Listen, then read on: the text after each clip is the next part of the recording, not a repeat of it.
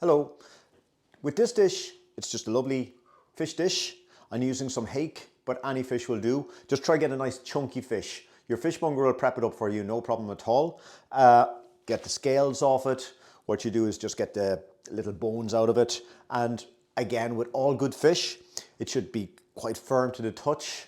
It should have a lovely fresh sea smell, and it should have a nice glossy appearance. And again, let your fishmonger guide you through it. You use a good fishmonger. One thing I don't really like is when you buy fish in those kind of pre-vacuum packed packets that you might see in many supermarkets, because you can't see what you're getting. Most importantly, with fish, follow your nose. You must be able to smell it.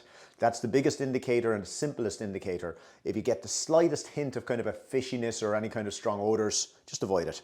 But I'm using hake, as I said. Any fish will do with this. It's a nice little lentil dish I'm going to do here, and kind of a casserole for want of a better description. So I just took the convenient route. You could steep and cook your own lentils. I've just used a can of them. I think it's very easy, about a 400 ml or 400 gram can. I'm just going to use some carrots. I'm going to dice up potatoes with this just to kind of give it a little bit of carbohydrate and a little bit of meatiness to it.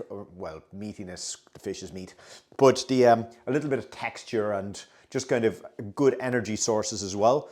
I love these little cherry tomatoes that you can buy in tins, because the cherry tomatoes, of all the canned tomatoes, I find these little cherry tomato tins have a really, really good flavour. I'm going to just season with some cumin seeds and some mixed herb. Very simple dish, and a little bit of pepper, leeks, celery and garlic, and spiced up with a fresh chilli. Now, one of the spices I'm using this is cumin. Just going to dwell on that for just a moment. Cumin seed is a very, very good addition to an anti-inflammatory diet. The Arabic cuisines have been using cumin, such as the Yemenis. You'll find it popping up all over Morocco, all the Arabic type cuisines, because cumin tends to be very, very good for digestion. And it actually does stimulate digestive enzymes, allowing you to, especially if you're using a little bit of chili or any kind of rich foods, bringing cumin into that, it can reduce gas, it can just help the entire digestive process. It's also a very good source of iron, although you don't tend to use a lot of it, so how much iron you're going to actually get from it is a different question. And it's also a good source of many bioactive compounds and antioxidants, as many vegetables and vegetable-sourced spices and fruit and vegetables are. But cumin, it's a very interesting spice, but for me, its real strength is how it aids digestion.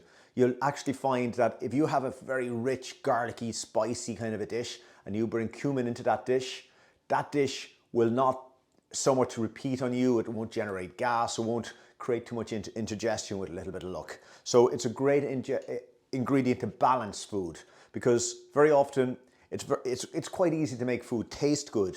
But what we're trying to do here is make food that will allow you to feel good. So anyway, without going on too long, I'm going to get along and cook this dish. First, about a tablespoon of olive oil onto a pan. Into the olive oil, I'm going to add my garlic and my chili and my cumin seed. Add a little pinch of salt onto those. And just very, very gently let them infuse with that little piece of oil.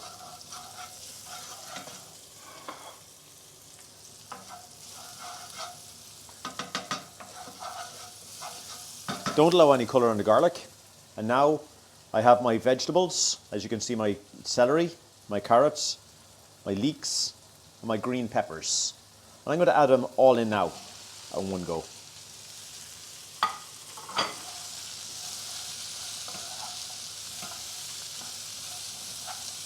Just stir for a minute.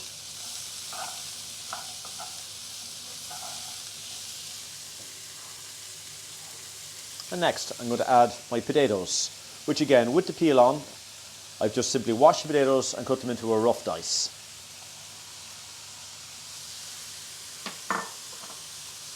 Just going to add a pinch of pepper now. And into this now, I'm going to add about 3/4 of a cup of water.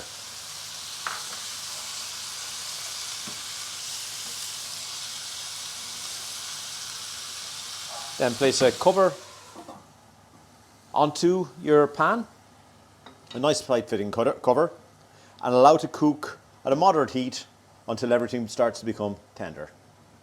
Having cooked this for about 7 to 8 minutes, my vegetables are just starting to tenderize a little piece.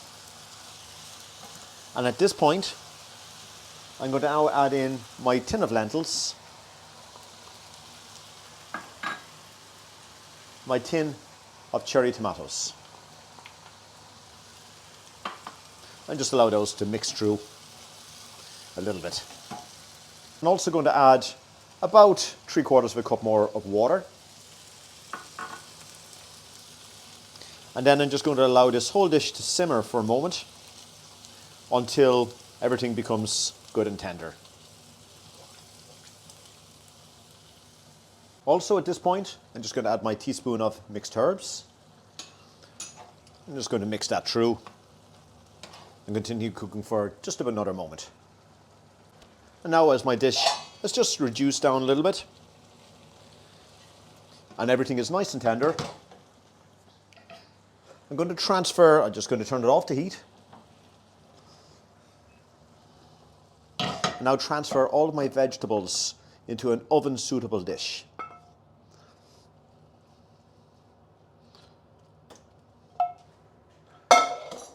And then going to just take my fish,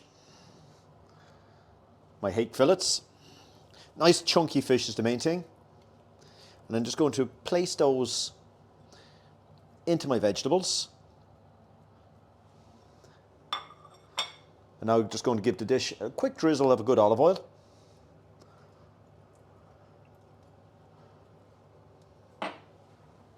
And now I'm just going to pop that into the oven for about 12 minutes until the fish is cooked through. I've allowed it cook for about 14 minutes actually in an oven at 220 degrees. There we have it, the hake, the vegetables, everything is nicely infused together. I'm just going to finish that with some finely sliced spring onion or scallion.